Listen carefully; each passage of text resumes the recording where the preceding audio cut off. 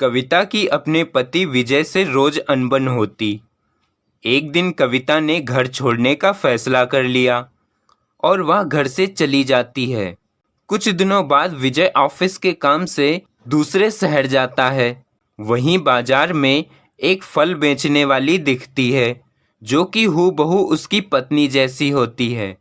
अरे कविता, तुम यहाँ? और ये क्या हाल बना रखा है? तुम यहाँ फल बेच रही हो? चलो, अब गुस्सा छोड़ो और मेरे साथ घर चलो, और तुमने जो कहा था वैसा ही करूँगा।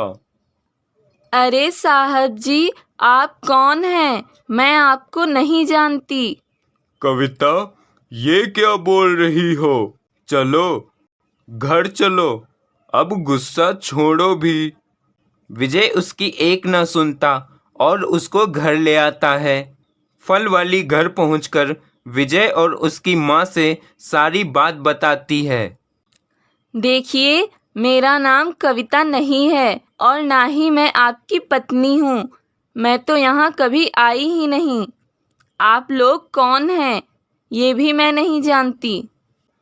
फल वाली की यह बात सुनकर विजय और उसकी माँ को लगता है कि वह गुस्से में ये सब कह रही है। फल वाली के बार बार कहने पर भी विजय उसको वापस नहीं जाने देता है। फल वाली कमरे में उदास बैठी होती है। तभी वह सामने लगी तस्वीर में विजय और उसकी पत्नी को देखती है जो कि हूबहू उसके जैसी ही थी।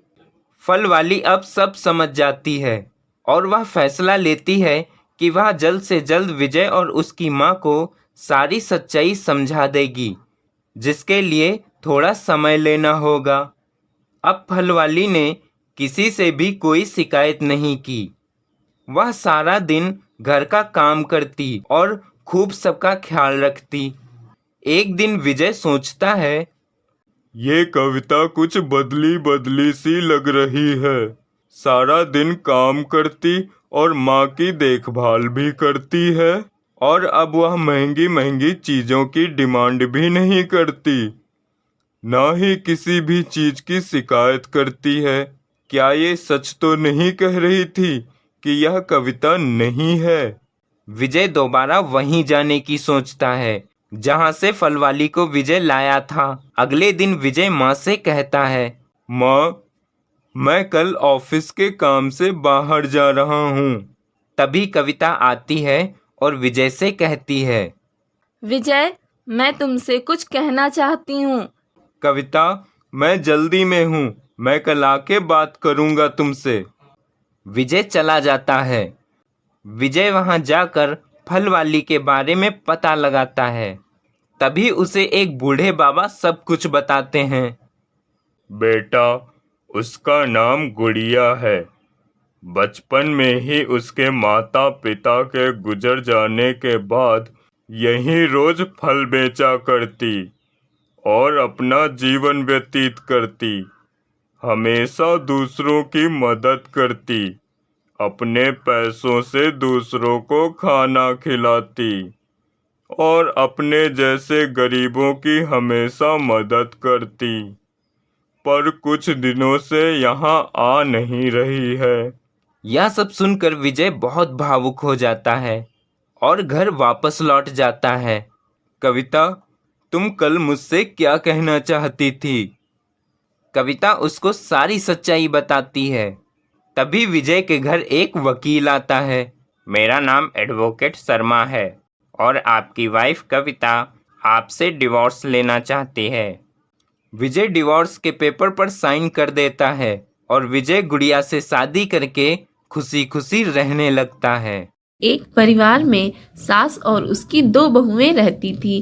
सास अपनी बड़ी बहू को बहुत प्यार करती थी क्योंकि वह बहुत सुंदर व चंचल स्वभाव की थी, लेकिन वह अपनी छोटी बहू को बिल्कुल भी पसंद नहीं करती थी क्योंकि वह काली थी। लेकिन उसकी छोटी बहू स्वभाव में बहुत ही अच्छी थी।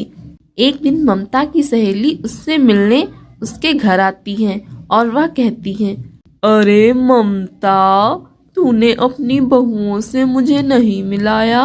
अरे बहू नीतू, यहाँ आओ। आई माँ जी। इनसे मिलो नीतू, ये मेरी सहेली हैं। नमस्ते आंटी जी।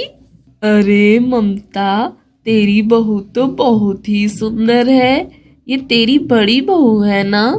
हाँ, ये नीतू मेरी बड़ी बहू है, बहुत ही सुंदर और सुशील है। लेकिन तूने अपनी छोटी बहू से मुझे नहीं मिलाया। अरे उससे तुझे क्या मिलाऊं। तभी नेहा सबके लिए चाय और नाश्ता लेकर आती है। आंटी जी नमस्ते, लीजिए चाय। माँ जी, दीदी, आप लोग भी चाय नाश्ता कीजिए। उसका यह स्वभाव देखकर ममता की सहेली नेहा की तारीफ करती है। यह सब देखकर उसकी जेठानी नीतू जल जाती है और वह नेहा का मजाक उड़ाते हुए कहती है, अरे मुझे नहीं पीनी काली बहू की काली चाय। यह सब सुनकर नेहा दुखी मन से वहां से चली जाती है। लेकिन नीतू हमेशा उसे नीचा दिखाने का कोई ना कोई बहाना ढूंढती रहती है। एक दिन उसकी सास बाजार से एक सुंदर साड़ी लेकर आती है। अरे माँ जी, आप इतनी सुंदर साड़ी लाई हैं, ये किसके लिए है? अरे बहू नीतू, ये साड़ी तेरे लिए है।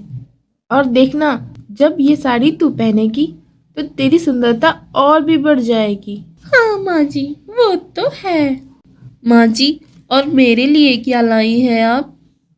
अरे अगर तूने इस साड़ी को पहन लिया ना तो ये साड़ी भी बदसूरत हो जाएगी। माँ, आप लोग हमेशा ऐसा क्यों कहते रहते हैं? अच्छा, अब तू यहाँ जबान चलाएगी?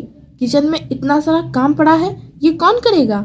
मैं हमेशा घर का सारा काम करती हूँ और आप लोगों की इतनी इज्जत करती हूँ, और आप लोग मेरे साथ इतनी गलत तरीके से क्यों पेश आते हैं? अच्छा, तो तुम्हारा मतलब है कि सारा काम मैं करूँ और बन जाऊँ तुम्हारे जैसी बदसूरत। मुझे पता है, तू मेरी सुंदरता से जलती रहती है। अरे दीदी, आप ऐसा क्यों कह रही हैं? मैंने तो ऐसा कभी नहीं सोचा। हम लोगों को सब पता है, तू अपनी मनहूस सूरत लेकर कहीं मर क्यों नहीं जाती। हाँ माँ जी, आप क्या कह रही हैं? क्या माँ जी, सही तो कह रही हैं। रोज तुम्हारी सूरत देखकर हमारा तो दिन ही खराब जाता है। उन दोनों के चले जाने के बाद नेहा अपने कमरे में बैठी रोती रहती है और कहती है, अब और मैं यहाँ नहीं रह सकती। ये लोग सही ही तो कहते हैं, मेरी ऐसी जिंदगी से तो मर जाना ही बेहतर है। यही सोचकर वह आत्महत्या करने के लिए निकलती है।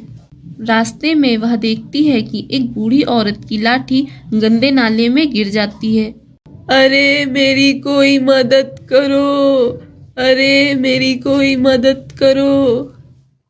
अरे माँ जी, आप परेशान ना हो, मैं अभी आपकी लाठी निकालकर आपको आपके घर तक पहुंचा दूंगी। नेहा उस लाठी को निकालते वक्त उस गंदे नाले में गिर जाती है और पूरी तरह से गंदी हो जाती है।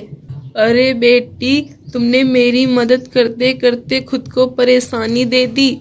नहीं माँ जी, मैं आपको भी तो ऐसे परेशान नहीं देख सकती थी। अच्छा बेटी, यहाँ पास में एक नदी है, तुम उसमें नहा लो। जैसे ही नेहा उस नदी में नहाती है, वह बहुत सुंदर हो जाती है, और जब वह बाहर आती है तो देखती है वह बूढ़ी औरत वहाँ से गायब हो जाती है। इसके बाद वह वापस अपने घर चली जाती है। अरे तू इतनी सुंदर कैसे हो गई? यह कहते हुए दोनों ही चौंक जाती हैं। तब नेहा दोनों को सारी बात बताती है। इसके बाद उसकी जेठानी नीतू और सास दोनों वहीं जाती हैं। उनको भी वह बूढ़ी औरत मिलती है। उसकी लाठी गंदे नाले में पड़ी होती है।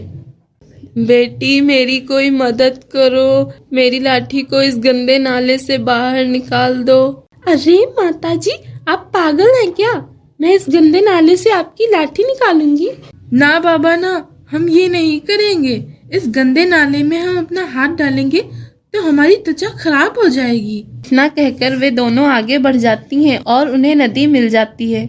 जैसे ही दोनों नदी में डुबकी लगाती हैं, दोनों की त्वचा काली पड़ जाती है और वे दोनों बदसूरत हो जाती हैं।